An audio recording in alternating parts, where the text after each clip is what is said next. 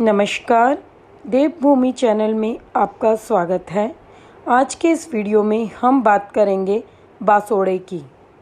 होली पूजने के बाद जो सप्तमी आती है या अष्टमी आती है, उस दिन बासोड़े का पर्व होता है। कुछ लोग इसे होली पूजने के बाद आने वाली सप्तमी को करते हैं, तो इसे शीतला सप्तमी भी कहते हैं, और कुछ लोग अष्टमी को करते हैं तो इसे शीतला अष्टमी भी कहते हैं। राजस्थान में कई जगह सोमवार और वीरवार को माता का वार माना जाता है, इसलिए होली के बाद आने वाले पहले सोमवार या वीरवार को बासोड़े का पर्व मनाया जाता है।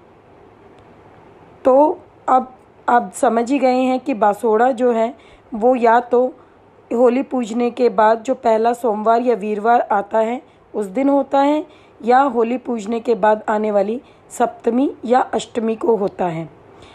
जिनके घर में जिस दिन होता है उस दिन वह इस पूजा को करें। बासोड़े के बारे में आगे बात करने से पहले मैं आपको कहना चाहूँगी कि अगर आपने मेरे चैनल को अभी तक सब्सक्राइब नहीं किया है तो उसे सब्सक्राइब कर लीजिए और वीडियो पसंद आने पर लाइक या शेयर ज़रूर कीजिए।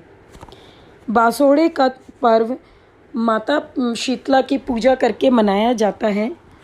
मेरा कहने का मतलब है कि बासोड़े पर माता शीतला की पूजा की जाती है, और यह पूजा बच्चों की आरोग्यता के लिए की जाती है।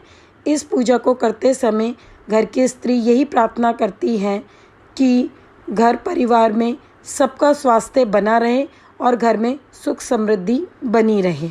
वैज्ञानिक दृष्टि से इस दिन के बाद ही सर्दियां पूरी तरह से ख़त्म हो जाती हैं और गर्मियों की शुरुआत हो जाती है, इसलिए इस दिन के बाद से बासा खाना खाना वर्जित हो जाता है।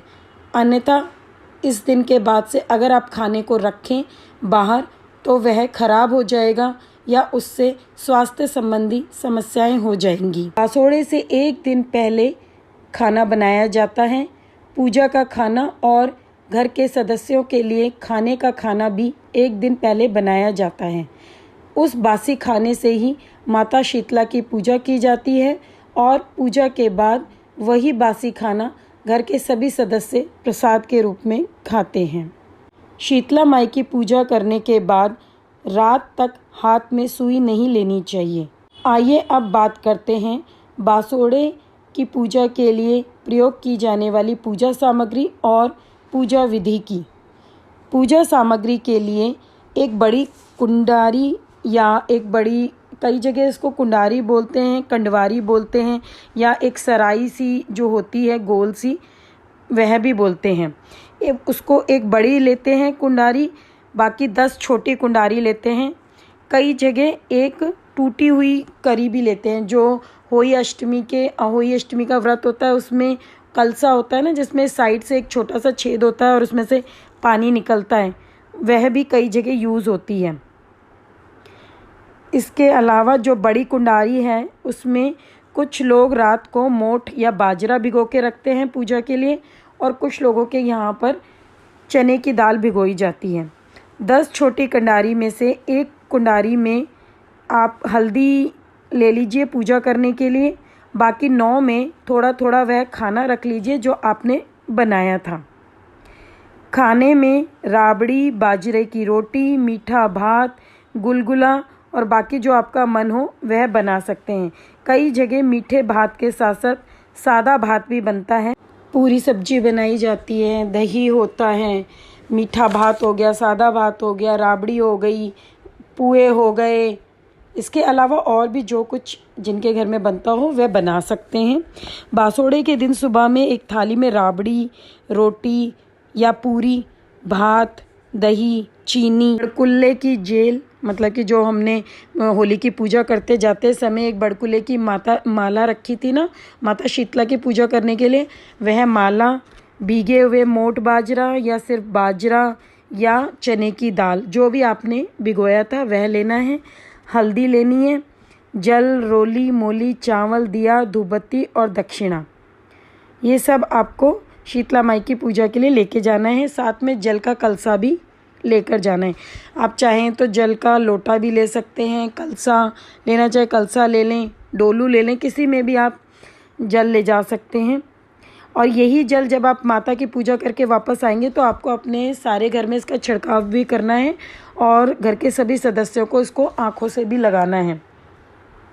माता की पूजा करने जाने से पहले कई लोगों के यहाँ पर देहरी की पूजा भी होती है। तो जिनके यहाँ पर देहरी की पूजा होती है वह भीगा हुआ जो सामान होता है, चाहे बाजरा है चाहे चने की दाल है, पहले देहरी को पानी से साफ़ कर देते हैं। उसके बाद उसके ऊपर सतिया बनाते हैं हल्दी से। सतिया बनाने के बाद उस पर थोड़ी सी चने की दाल रखते हैं और एक आटे का दिया रखते हैं और आटे की बत्ती होती है। मतलब कि मैंने बताया ना आपको कि मैंने आपको जो पूजा सामग्री बताई है, इसके अलावा भी जिनके घर और होती हो पूजा सामग्री वह इसमें शामिल कर सकते हैं।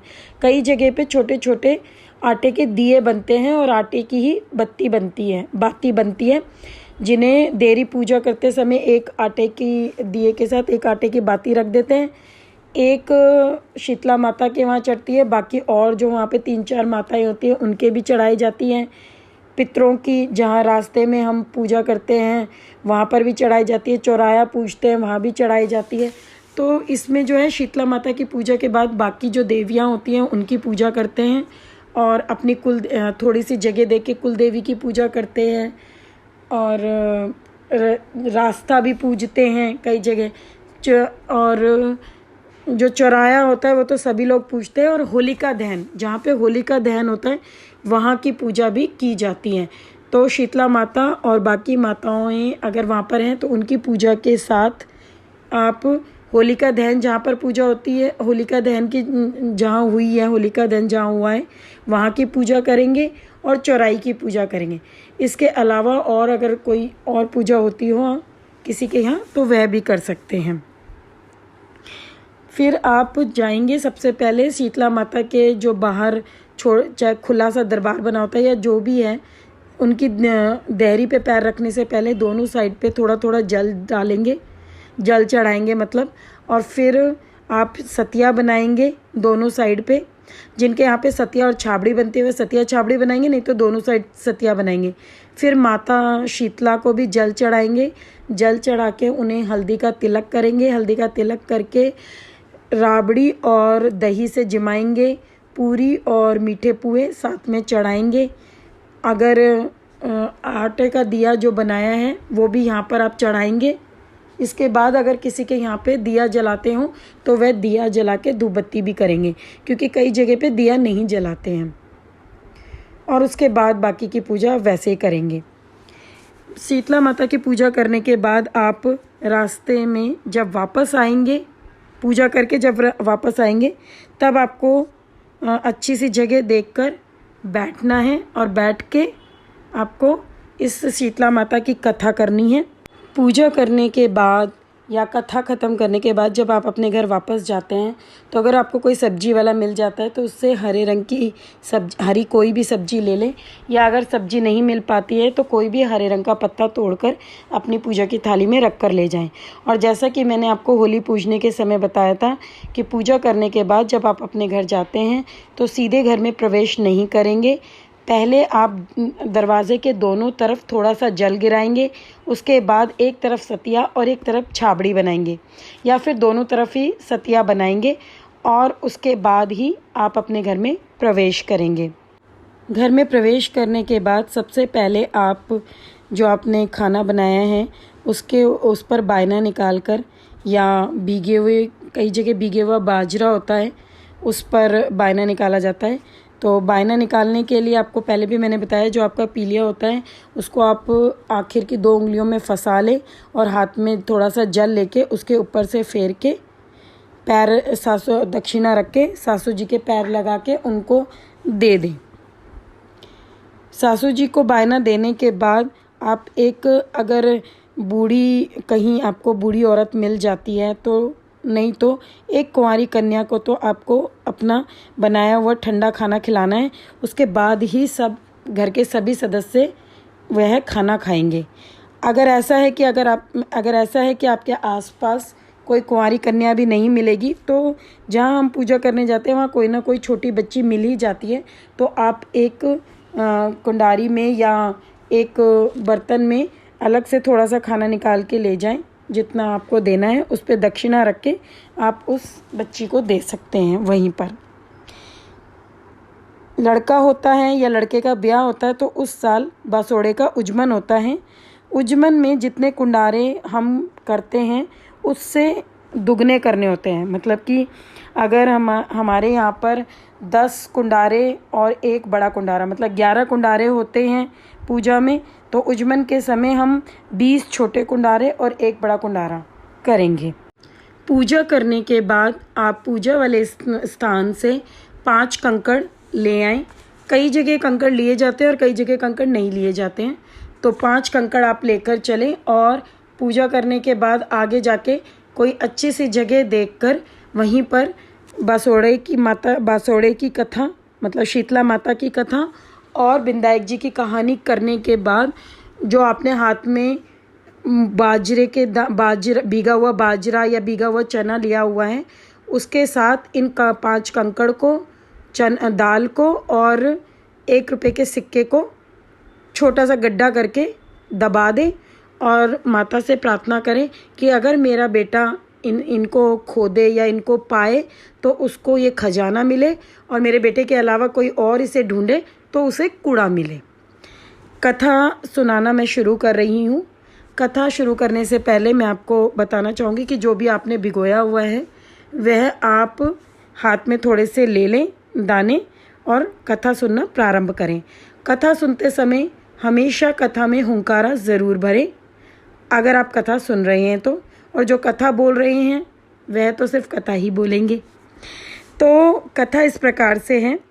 एक बुढ़िया माई थी जो बसोड़े के दिन ठंडा खाना खाती थी और शीतला माई की पूजा करती थी। गांव में और कोई भी यह नहीं करता था।